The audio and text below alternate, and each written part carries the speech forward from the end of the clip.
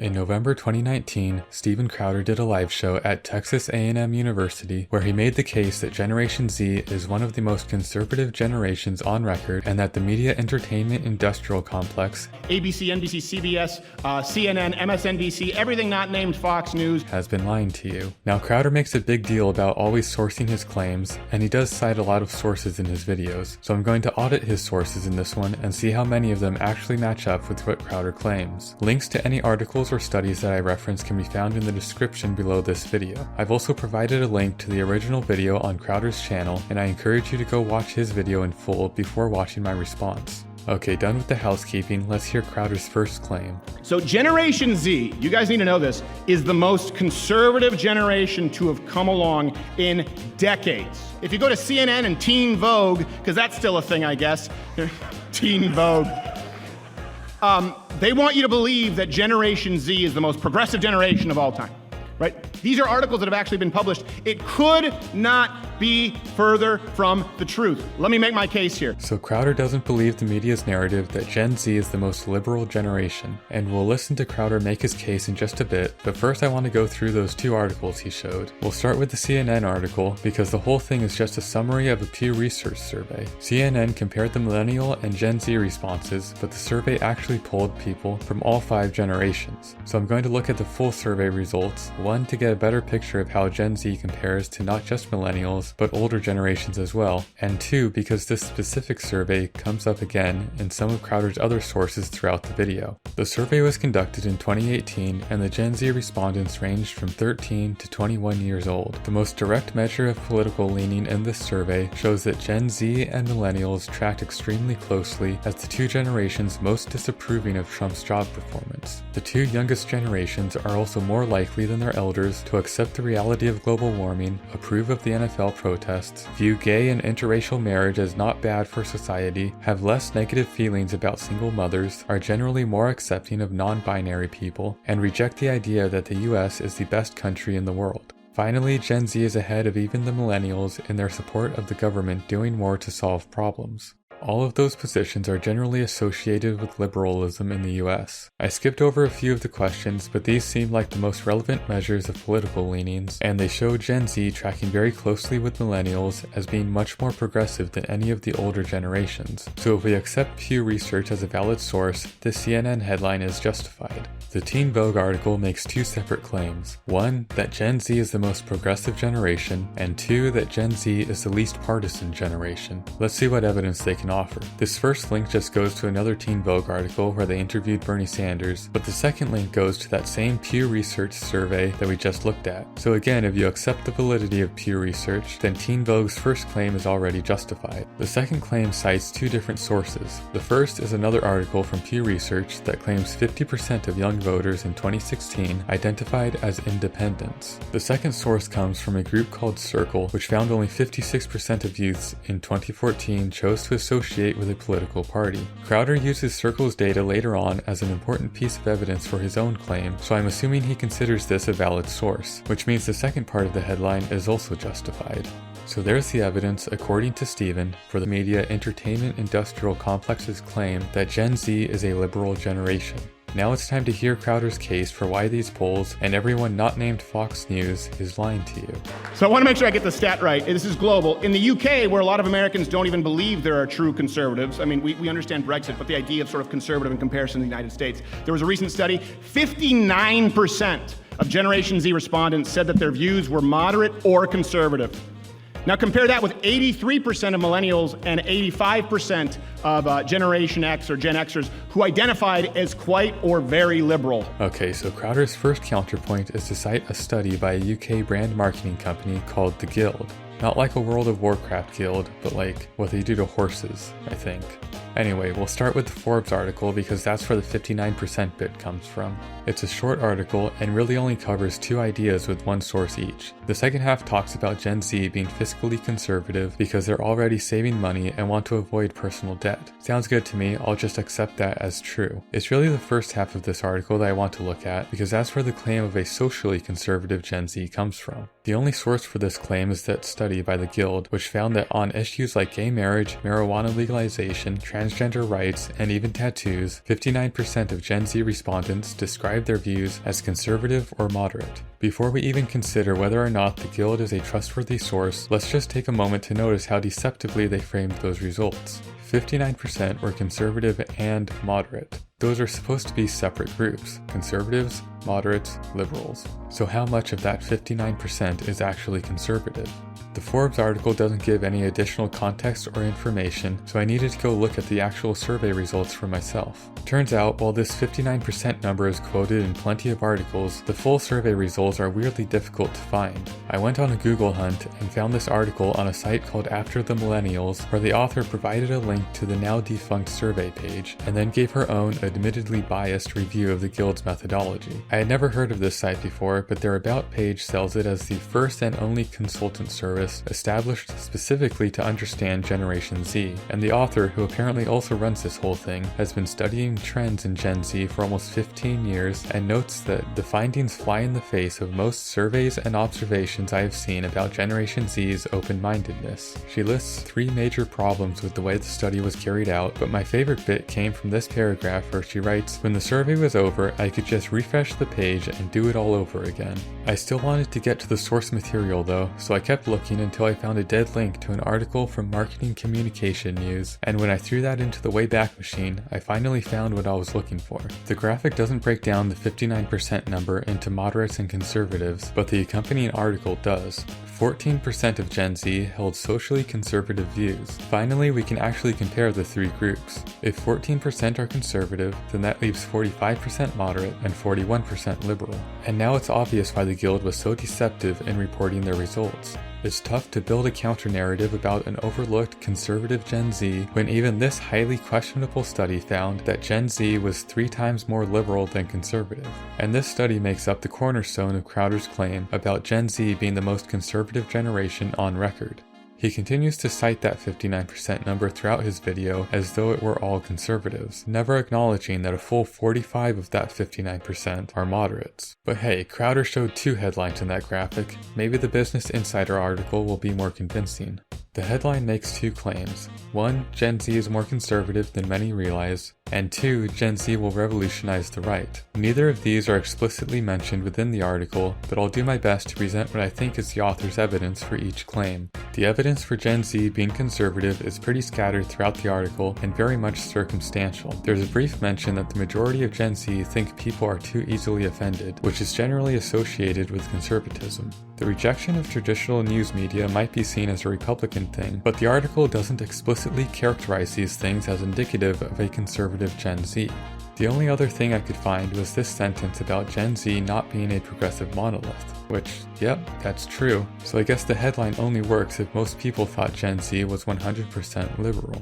The evidence for Gen Z revolutionizing the right is a little more direct, but not in the way that I expected. When looking at Gen Z Republicans, the article uses that same Pew Research survey from the CNN and Teen Vogue articles that claimed Gen Z was super progressive. You know, the ones Crowder told you not to believe. We already went over it, but there was actually one more piece to that study that I left out earlier. The question asked if blacks are treated less fairly than whites in the US today, and this time each generation was broken down by party affiliation. Looking at the Democrat responses, all 5 generations overwhelmingly agree that blacks are treated less fairly. But when we look at the Republican side, there is a massive shift in Gen Z compared to all the rest of the Republicans. In fact, even millennial Republicans track more closely with older generations than they do with Gen Z here. And that's not all. The article also notes that among Republicans, Gen Z are much more likely to think the government should be doing more to solve problems and far less likely to blame global warming on natural patterns. This is all covered by the Business Insider article, and although it's never stated explicitly, I'm pretty sure this is what the headline was referring to when it said Gen Z will revolutionize the right. Gen Z Republicans are so much more socially progressive that they might start pulling the rest of the party with them. But remember, Crowder was citing this article as evidence that CNN and Teen Vogue were wrong about Gen Z, which does make it a little ironic that Business Insider used the same study to go a step further and show that even Gen Z Republicans are a socially progressive demographic. So what happened here? Did Crowder get suckered in by a clickbait headline? I doubt it, because later on in the video, he uses this graph showing where Gen Z gets their news from. That study was conducted by Business Insider, and that graph appears right here in this article. So either he scrolled through without reading a word until he saw this graph, or he knew that this article disagreed with him, but still used its headline to bolster his claim, knowing that his audience wouldn't actually check his sources. And I'm convinced this was intentional because Crowder is going to do the same thing 3 more times just in this one video alone. In fact, he does it again in this next clip where he shows his second piece of evidence for a conservative Gen Z. Because you go, well, 59% identify as moderate or conservative. That doesn't mean a whole lot. Let's dive a little bit deeper, especially into their party affiliation in the United States. From 2008 to 2016, Generation Z Republicans increased by 1%. That doesn't seem like much, okay? Stay with me here. Independents increased by about 6%. That doesn't seem like much. Here's the kicker. Here's the cold water. I hope you have your mouth guard on, like I was talking about earlier, a reference that I don't fully understand, but I heard the Ultimate Warrior say it once, so I thought it was cool. Democrats decreased with Generation Z by 8%. Oh.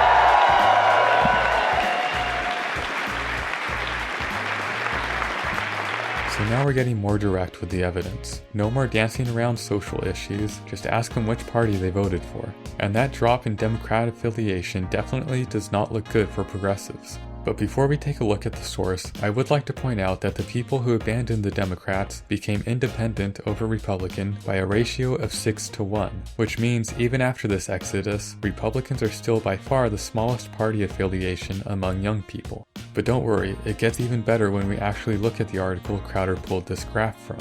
Circle did some youth polling after the 2016 election, and the results are summarized in this article. I'm just going to skip straight down to the graph that Crowder showed us, and then I'm going to scroll down just a bit further, and you might notice directly below that graph of youth party affiliation, there's another graph titled Youth Ideology. Same years, same research group, just a couple pixels apart. I find it very difficult to believe that Crowder saw one of these graphs, but not the other. In the youth ideology graph, we see once again a 1 percentage point increase in conservatives between 2008 and 2016, but the liberals actually increased by 5 points over that same period. So just from looking at these two graphs, it seems the younger voters are becoming more liberal than conservative at a rate of 5-to-1, but they really don't like the Democratic Party. Perhaps that Forbes headline was right after all, even if the article itself was kind of garbage. And the rest of Circle's data supports this conclusion. Hillary voters were much less excited about their candidate, and there was a clear lack of trust of either political party. But in the end, Hillary took the youth vote over Trump 55 to 37%. Comparing those numbers to the party affiliation graph, we can see that Democrats pulled in almost twice as many independent youths as Republicans did. So there we have it. Crowder's own sources tell us that Gen Z is tied for the most progressive generation, more young people are identifying as liberal, while the conservative portion has barely moved. Gen Z Republicans are way more socially progressive than the rest of their party, and although young people increasingly don't want to be associated with the Democratic Party, when it came time to vote, they unenthusiastically favored the Democrat by 18 points. If that's all you were looking for, then now you have your answer. But Crowder isn't even a third of the way through his presentation, because now that he's successfully proven that Gen Z is 59% conservative, he's going to celebrate what's in store as Gen Z gets older. Remember, baby boomers who are now known, right, they're known as conservatives, right? Your parents are probably baby boomers. We think of them as one of the most conservative generations. They were the most liberal far-left generation you could imagine when they were younger, right? 1979, the 28 to 39-year-old demographic, they identified 45% Democrat, only 19% Republican. These were the people who were out there smoking pot and putting daisies in fucking cops' rifles, okay? So if 59% in the UK are identifying as conservative or moderate, the chances of that 59% shrinking as they grow up, as they pay bills, as they get a job, as they have children, statistically is almost impossible. The likelihood is that they become more conservative, that 59% goes to 60, 70, 50. I went back to 59.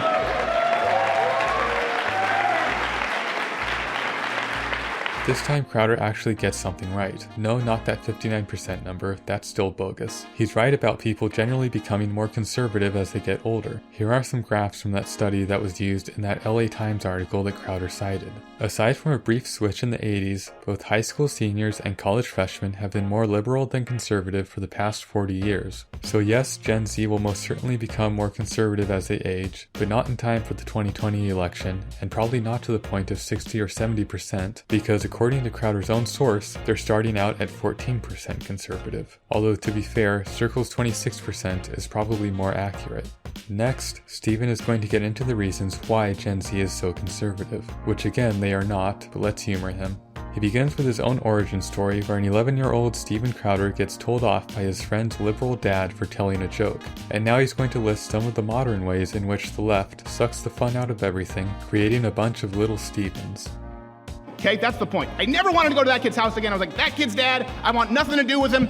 So let's apply that on a macro level. You have the left today with Generation Z, and what do they want to do? They want to ban Halloween costumes for being offensive. They want to ban video games. They want to ban Merry Christmas and Christmas displays. And they actually, hey, this is the true story. We have an overlay. If you want to breed an entire generation of conservatives, okay, leftists, ban Halloween candy, which they are. They want to ban Halloween candy. Okay, Crowder only shows a source for one of these things, but I'm going to go through his whole list and try to find data on how Gen Z feels about each one. Let's start with banning Halloween costumes. Here's a study from College Pulse showing that a small majority of college students support punishments for fellow students who wear offensive Halloween costumes. You can break down the data by various demographics, and perhaps unsurprisingly, there's a pretty strong correlation between political leaning and support for banning offensive costumes. But overall, Gen Z students are more supportive than not when it comes to banning Halloween costumes. Strike one for Crowder. Next up, video games. The most popular search result for an attempted ban on violent video games is this 2011 Supreme Court ruling that struck down a California law attempting to ban the sale of violent video games to minors. The ban was defended by a Democrat governor, so I'm guessing this is what Crowder was talking about with liberals trying to ban video games. But let's look at some actual data on who supports these types of bans. This study from Reason Roop found that Democrats were more likely than Republicans to think violent video games lead to real-world violence, but that opinion was still the minority across all political affiliations. And if you break the responses down by ideology, the difference between conservatives and liberals is even smaller. Here's some data from a Pew Research study that looked at how different demographics view video games. When broken down by age, the 50-plus group is the only age group that's more likely to think that violent video games lead to violent behavior. Finally, here's some examples of a top Republican leader blaming video games for real-world violence and saying we need to do something about it. Bad things are happening to young kids and young minds, and their minds are being formed. And we have to do something about maybe what they're seeing and how they're seeing it, and also video games. I'm hearing more and more people say the level of violence on video games is really shaping young people's thoughts. Second, we must stop the glorification of violence in our society. This includes the gruesome and grisly video games that are now commonplace. Crowder was almost onto something here, and there is slightly more support among liberals than conservatives, but it turns out wanting to ban violent video games is less about political ideology and more about old people. Thank you, boomers. You're welcome. Strike two for Crowder. Next up, banning Merry Christmas. Beyond the separation of church and state, there are no serious attempts on the left to actually ban anyone from saying Merry Christmas. Merry Christmas, Merry Christmas, Merry Christmas, Merry Christmas, Merry Christmas. Thanks, Obama. You're welcome. Now obviously there is a social push for people to use Happy Holidays as the default winter greeting, and I found some data on how different demographics feel about that. A 2012 Pew Research poll found that overall, ambivalence beats out Merry Christmas by 4 percentage points. When broken down by party affiliation, the majority of Republicans prefer Merry Christmas, while the majority of Democrats say it doesn't matter. But when you look at the responses by age group, this 2018 poll from NPR PBS Marist found that 18 to 29-year-olds was the only age group where the majority preferred Happy Holidays to Merry Christmas. So not only is Gen Z okay with dropping Merry Christmas, they're the ones leading the push to use Happy Holidays instead. Strike three for Crowder, but lucky for him, we're playing millennial baseball here, so he gets one more try. Banning Halloween candy. And this time there's a news article involved, so you know he's not lying. It's a Huffpo article, which, yeah, I know, but this is what Steven provided for his claim, so this is what we're going to look at. The article starts by citing some data about how much Halloween candy is consumed each year and how much trash that creates in the form of unrecyclable candy wrappers. Now, I didn't bother verifying any of the numbers in here. The important thing is that the people in this article see those candy wrappers as an environmental problem that needs to be solved. The article goes on to explain that the reason these wrappers can't be recycled is because they're too small for standard recycling equipment to sort them out. And even if the system could sort out the wrappers, there's not enough profit involved in recycling them. And now we get into the possible solutions. The first one mentions an experimental recycling program in Pottsville, Pennsylvania, started in 2019, where a recycling company spent millions of dollars to upgrade their sorting equipment to be able to handle flexible plastics. But that's a huge investment for very little profit, if any at all. Some companies have begun experimenting with recyclable paper packaging for their candies, but food contamination is still a problem for recycling plants, so that's not quite a solution either. After that, the author talks about a zero waste Facebook group and some of the suggestions from the people in there. Stephen quoted some of the bits from here, so I assume he at least read this far into the article.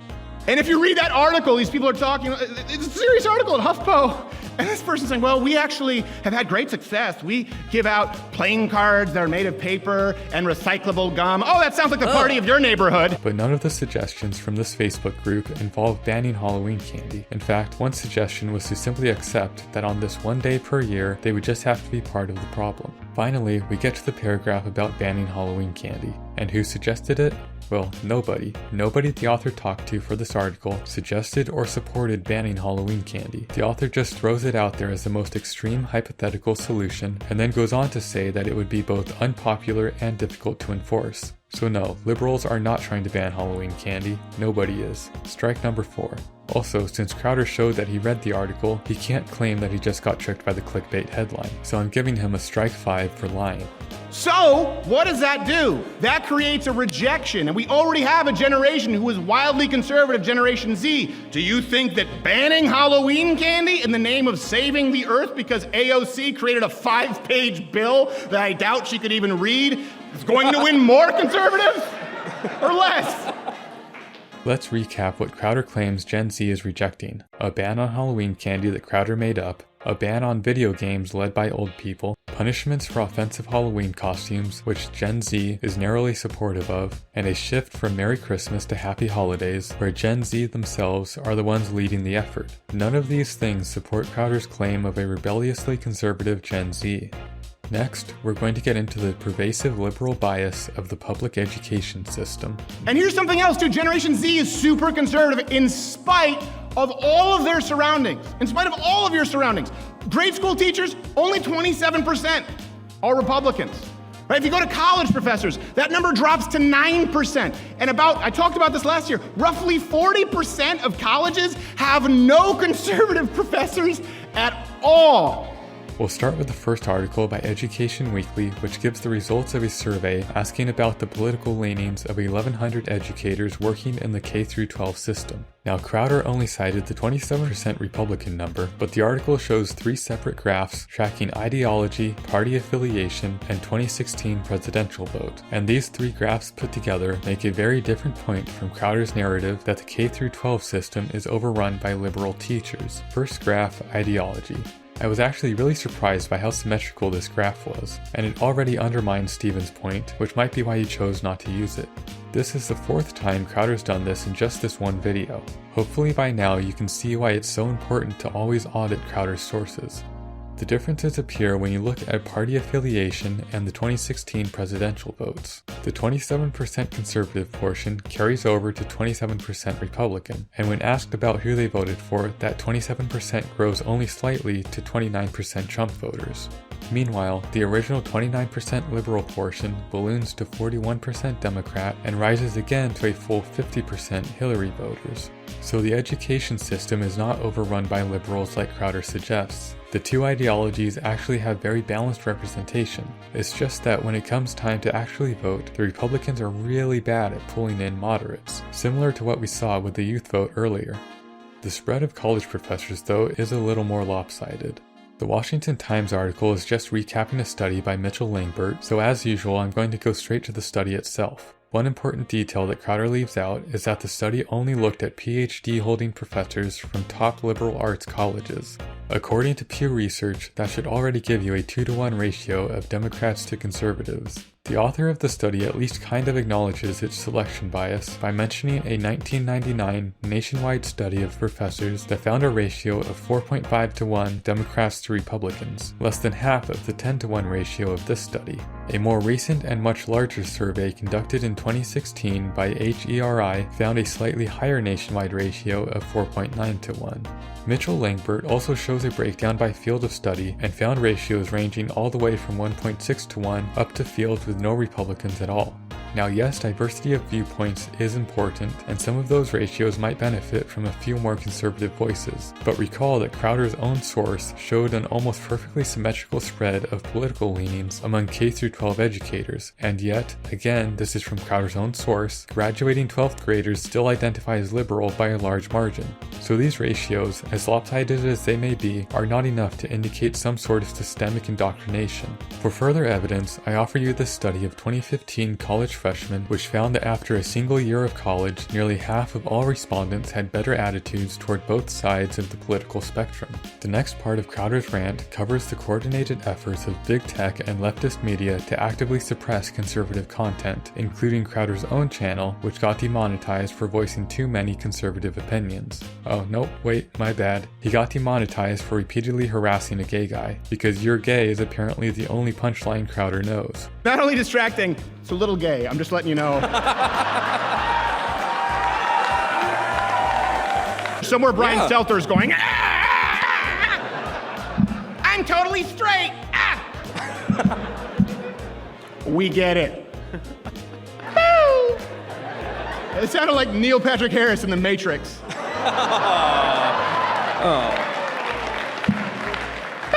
Oops.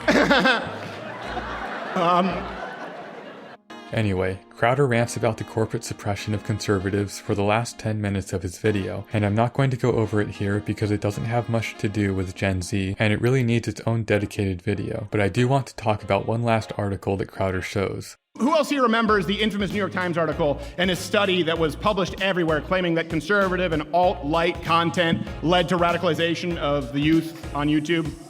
Yeah, okay.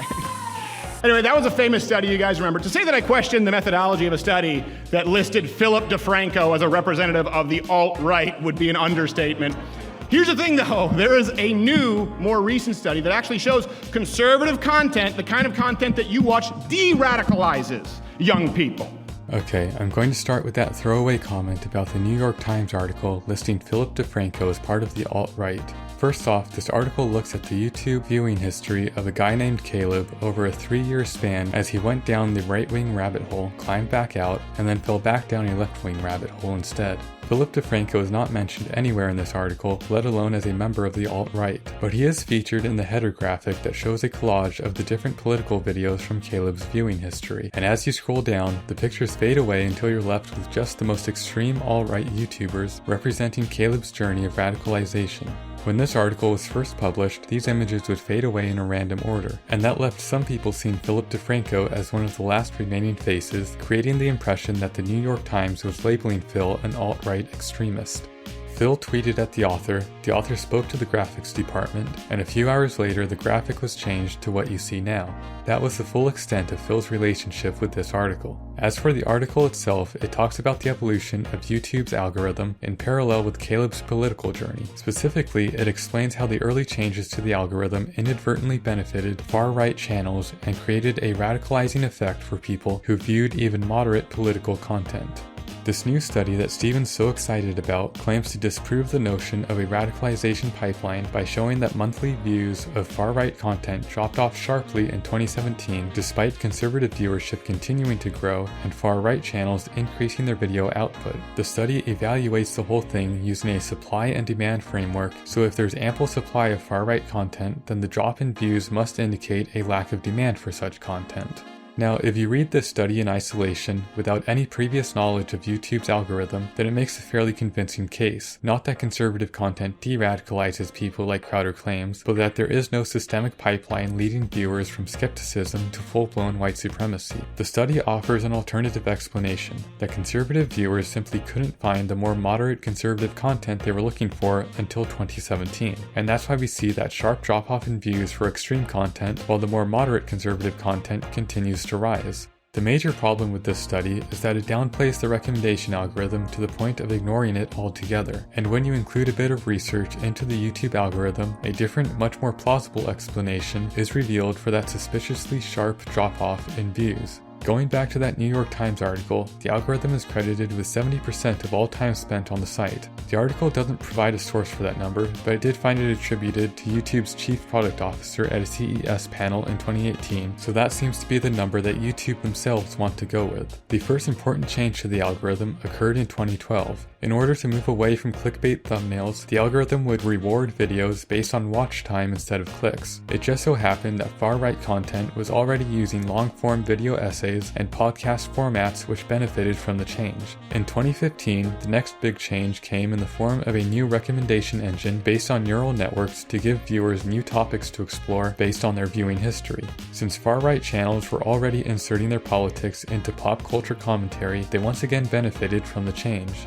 Then came the 2017 update, and finally, this one specifically targeted content that was inflammatory but not explicitly against YouTube's rules. Such content would be less likely to show up in recommendations, making the videos harder to find for people who were not specifically looking for them. And the timing on that change coincides pretty well with the sudden drop in view counts for far-right content. That same change included a new redirect system that would recommend videos that directly confront and debunk violent extremist messages. Jumping back to the New York Times article, we can see that 2017 was also the year that Caleb began watching more left-wing videos. So what's the takeaway from all this? First, prior to 2017, there almost certainly was a systemic problem with YouTube's recommendation algorithm drawing people toward more extreme alt-right channels. Second, the algorithm was specifically changed in 2017 to reduce the number of extremist videos being recommended and to promote videos to de-radicalize those viewers. And that effort is ongoing with a 2019 update that targets conspiracy and misinformative videos. That's why this study, which completely ignored the impact of the algorithm and its supply and demand framework, could only offer the flimsiest explanation for the sharp decline in far-right viewership. It's also why this other study, unrelated to Crowder's video, but it annoyed me so I'm throwing it in here, decided to trash the New York Times article by using data collected in 2019 to claim that Caleb's viewing history from 2015 to 2017 was not indicative of a real issue. Again, no mention of the algorithm's evolution and how it would have affected Caleb's exposure to far-right content prior to 2017. Crowder ends his video with a rant about big tech censorship and his own channel being suppressed. You can go watch it if you want, I'm not going to cover it in this particular video, but I do want to end my video with a broader look at what Crowder did here. He began with a false premise that Gen Z is a conservative generation, and then built a whole narrative around that claim using sources that he knew disagreed with him. He casually dismissed the findings of a Pew Research study in favor of a deceptively phrased statistic that combined conservatives and moderates into one group. But if you dig into that source, the conservative portion was just 14%. He showed this Business Insider headline and even used a graph from the article to bolster his claim of a conservative Gen Z. But the article actually makes the case that Gen Z Republicans are much more progressive than the rest of their party. Crowder cited this graph from Circle to show that younger voters are abandoning the Democratic Party, but that same source also provides a graph showing that younger voters are becoming more progressive despite their reluctance to identify as Democrats. Crowder used a snippet from an Education Week study to claim conservatives are underrepresented in the public education system, but the study actually shows an almost perfect balance between left and right-wing educators. And for the cherry on top, Crowder cites this Huffpo article claiming that crazy liberals are trying to ban Halloween candy, but the article finds that no one would support such a ban and even trashes the idea as too extreme, unpopular, and unenforceable. Over and over throughout his presentation, Crowder abused his citations to give legitimacy to a narrative that he knew was false. But he also knew that his audience was not going to follow up on his sources so long as he told them what they wanted to hear. And while this sort of deceptive use of headlines and graphs is normal for Steven Crowder, this video was particularly bad because he chose to defend a narrative that was objectively false and that he knew was false. Normally, these types of segments from Crowder deal with policies or people he doesn't like, but the political leaning of a demographic is a matter of fact, not opinion. If you can't find problems in the methodology of this Pew Research study or these Circle surveys, then Gen Z is a progressive generation, and that's that. You can complain about why they're so progressive, but to claim that Gen Z is conservative after doing this much research would be a lie. Steven Crowder knowingly and intentionally lied to his audience. And while this particular video was by far the most egregious example I've seen of Crowder abusing citations like this, it's a fairly common occurrence throughout his videos. If you pick any random video from Steven's channel and take the time to go through each of his sources, you'll probably find at least one example of Crowder citing a headline or a graph or a quote from an article that doesn't match up with Crowder's claims. And yes, auditing his sources like this is time consuming. It can turn a 15-minute Crowder video into an hour-long research project. But if you're not willing to fact check a blatant serial liar, then you might just be Steven Crowder's ideal viewer.